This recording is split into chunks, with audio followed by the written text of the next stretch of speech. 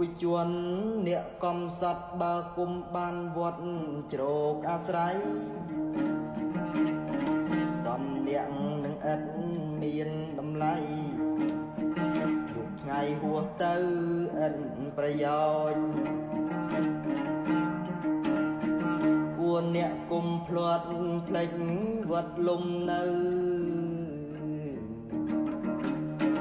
ទួអ្នកចេញទៅឆ្ងាយស្រឡោចអើយពួតដឹងគុណវត្តគុំបង្ហោចប្រយោជន៍នឹងផលផ្ដល់ពុំខាន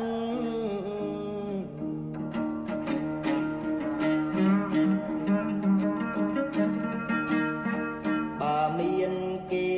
សួរពីការរៀន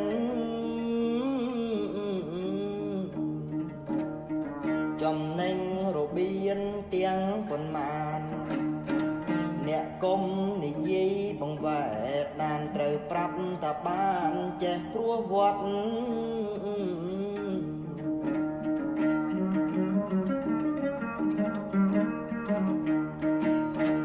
គុំពោលបង្អួតពួកស្រីត្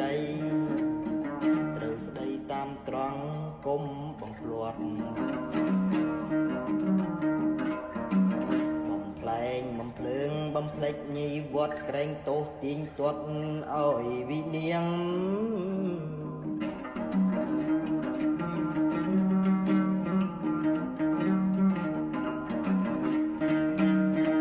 បាយវត្តនៅជាភោជមានប្រលឹង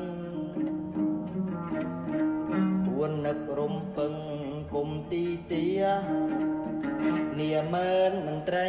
មកពីរាជគឺរាជឡើងទៅជាមន្ត្រីបាយវត្តបាយទាំងដូចជាគ្នាចំអែតអាត្មាមានជីវី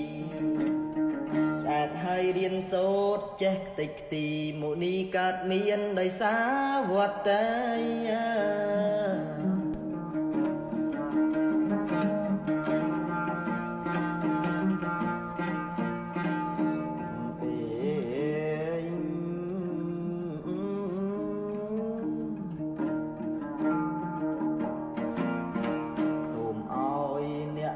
សុខនិរតុកនិរភ័យសេរីភ័តជាជនសពបរងរបស់រដ្ឋមានបែបបាយមានបទប្រសើរអើយហើយអេ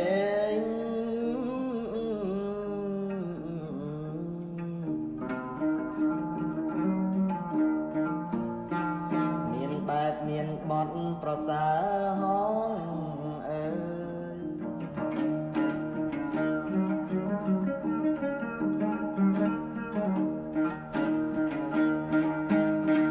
បើអញ្ចឹងអស់លោកសម្ដានអ្នកកាយមីងមៀពីបទពរនីសម្ដេចព្រះសង្ឃរាជជួនណាដែលលៃលោកខ្ញុំយកមកសង្វាតទៀងផ្ទាត់ជាមួយសំឡេងជើបៃក៏សន្មត់ថាដល់វេលាសណ្ដានមីងមៀពេលរាត្រីមុននឹងបញ្ចប់រៀនដៃ10សូមជូនជ័យ